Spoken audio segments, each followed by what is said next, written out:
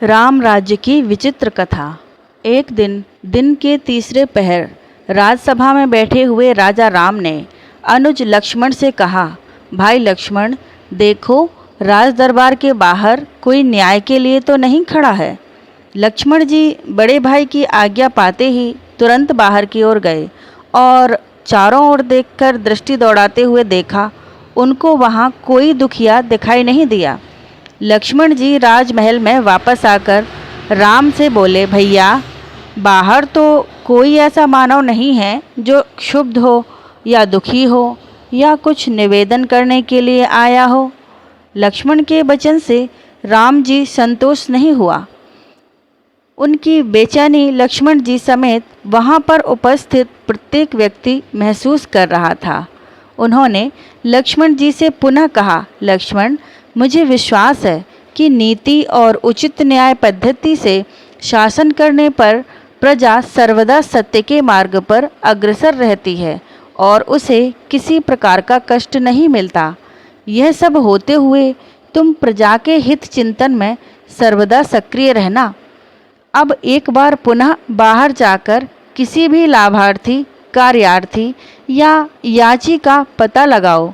कोई भी ऐसा प्राणी यहाँ से निराश होकर ना जाए। श्री राम जी की आज्ञा पाते ही लक्ष्मण जी एक बार पुनः बाहर गए, लेकिन इस बार भी उन्हें राजभवन के बाहर कोई भी मनुष्य दिखाई नहीं दिया। लक्ष्मण जी ने फिर से अपनी पैनी नज़र चारों ओर दौड़ाई तो देखा कि एक कुत्ता दुखी मन से वहाँ बैठा था। लक्ष्मण जी को देखते ही वह कुत्ता उठ बैठा और अपने दुखी मन की भावना को व्यक्त करते हुए जोर जोर से रोने लगा।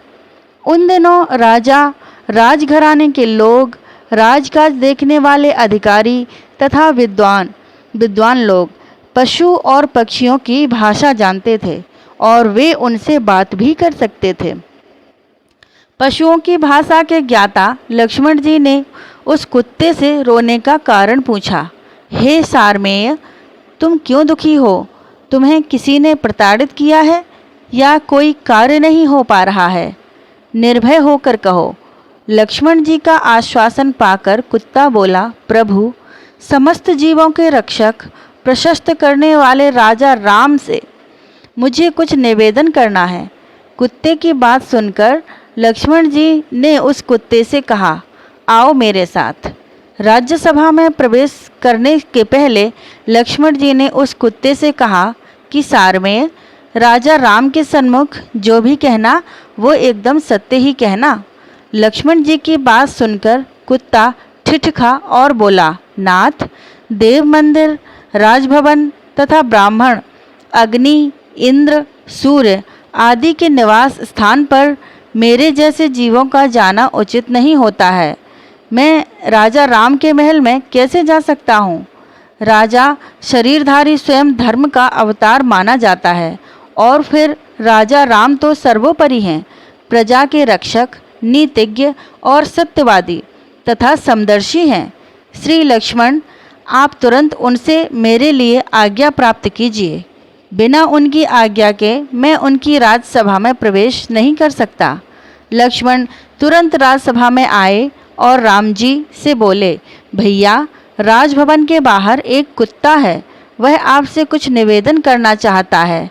यदि आज्ञा हो तो राजभवन में बुला लूं? लक्ष्मण का कथन सुनकर राम ने लक्ष्मण से कहा, लक्ष्मण, तुरंत ही उस सारमेय को राजभवन के अंदर ले आओ। उसे मुझसे न्याय प्राप्त करने का पूरा अधिकार है।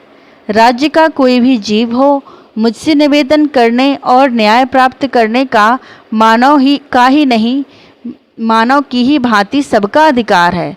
लक्ष्मण जी उस कुत्ते को लेकर राजभवन में पहुँचे।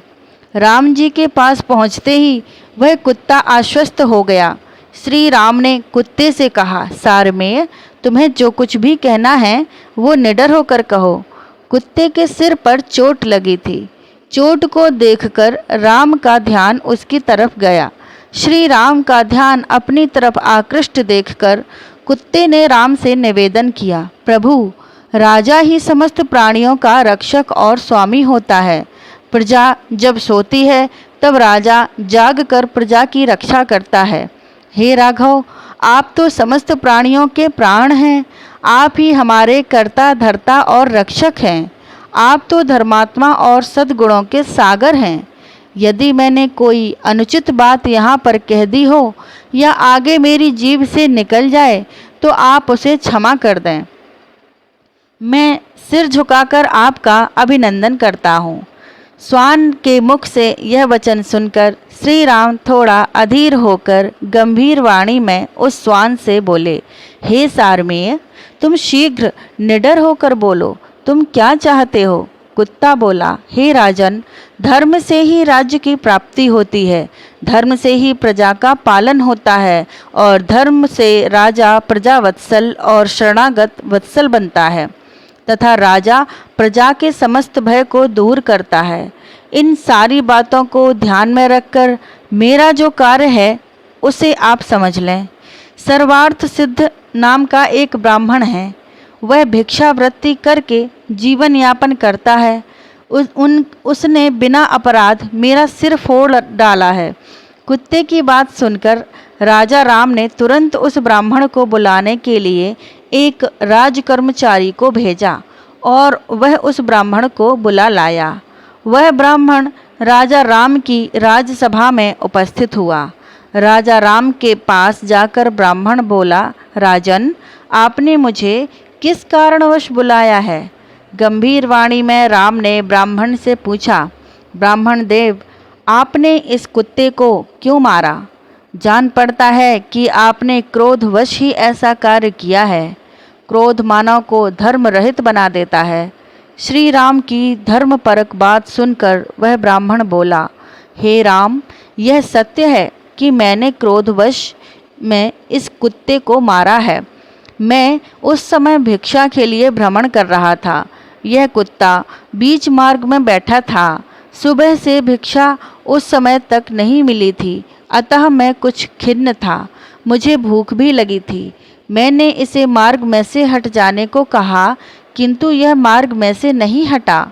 मैं भूखा तो था ही, क्रोध में आ गया मुझे और उसी समय क्रोध में मैंने इसे मार बैठा। मैं अवश्य दोषी हूँ और इसे स्वीकार करता हूँ। इस अपराध का आप जो भी दंड देंगे वो मुझे स्वीकार्य होगा। आपसे दंड पाने के बाद मुझे नरकगामी होने का भय नहीं रहेगा। ब्राह्मण की बात सुनकर राजा राम अपने सभी सभासदों से पूछने लगे, इस ब्राह्मण को क्या दंड दिया जा सकता है? उस समय राम की सभा में कुल गुरु वशिष्ठ, अंगिरा, भृगु ऋषि, कुल श्रेष्ठ विद्वान मौजूद थे। सबने अपना अपना निर्णय सुनाया। लगभग सभी का निर्णय सही था कि राजन, ब्राह्मण अबद्ध होता है, किंतु आप यह भी जान लें कि राजा शासक तो होता ही है, सबका शिक्षक भी होता है। आप स्वयं परमात्मा के अंश हैं, शरणागत वत्सल हैं। उस दिव्य सभा के सभासदों के मनोभाव को जानकर कुत्ता अचानक बीच में ही बोल उठा, हे राजन, यदि आप मुझ पर प्रसन्न हैं तो कृपा करके आप मेरा मनोरथ सिद्ध करें। आपने मुझे पहले ही आश्वस्त कर दिया है। हे प्रभु, आप इस ब्राह्मण को कालिंजर के मठ का महंत बना दें। कुत्ते के मुख से ऐसी बात सुनकर राम मुस्कुराए, लेकिन बाकी सभा चकित थी। दंड के रूप में कालिंजर का मठाधीश बनाए जाने के अनुरोध का रहस्य वहाँ कोई नहीं जान सका। सभासदों के आश्चर्य के बीच केवल राम के चेहरे पर मुस्कान थी। कुत्ते की मांग को पूरा कर दिया गया। ब्राह्मण भी इस दंड से प्रसन्न हुआ। नित्य की भिक्षावृत्ति से उसे छुटकारा मिला। ब्राह्मण को हाथी पर बैठा कर विदाई की गई, क्योंकि उस काल में यही परंपरा थी। ब्राह्मण की प्रसन्नता का ठिकाना नहीं था। सभा में वशिष्ठ आदि मुनि मौन होकर बैठे थे। कुछ सभासद कुत्ते की मांग का उपहास उड़ा रहे थे। वे मुस्कुराते हुए अपने राजा राम से पूछे, महाराज, ब्राह्मण को तो दंड के बदले वरदान मिल गया, ये कैसा न्याय था? श्री राम ने विनोदपूर्ण स्वर में कहा, प्रतीत होता है कि आप लोगों को यह रहस्य समझ में नहीं आया। आप लोग इस ज्ञानी श्वान से ही इस रहस्य को समझिए। राम व स्वयं उस कुत्ते से कालिंजर की महंती का रहस्य बताने को कहा। कुत्ते ने बताना शुरू किया कि हे राजा राम, पूर्व जन्म में मैं उसी कालिंजर के मठ में मठाधीश था। मैं मठ में स्वादिष्ट पदार्थ खाता और दूसरों को भी खिलाता था। मैं नित्य देवों के पूजन किया करता था। अपने अधीनस्थ जनों का पालन भी करता था। मैं समस्त कार्य में धर्म और नीति को महत्व भी देता था। इतना करने पर भी मुझे कुत्ते की योनि में जन्म लेना पड़ा। लेकिन उन अच्छे आचरणों के कारण मेरे पूर्व जन्म का ज्ञान मुझे बना रहा। कुत्ता कहता ही गया, हे महाराज, ब्राह्मण तो क्षमाशील, जितेंद्रिय और दयालु होते हैं, किंतु यह ब्राह्मण तो अत्यंत क्रोधी है, धर्मशून्य, अहितकर और हिंसक स्वभाव तथा मूर्ख भी प्रतीत होता है। यहाँ का वहाँ का महंत बनकर ये अपने माता तथा पिता के कुलों को भी नरक में ले जा सकता है। हे राजन, चाहे कैसी भी स्थिति क्यों ना आ जाए, ज्ञानी मनुष्य को किसी भी जगह की महंती स्वीकार नहीं करनी चाहिए।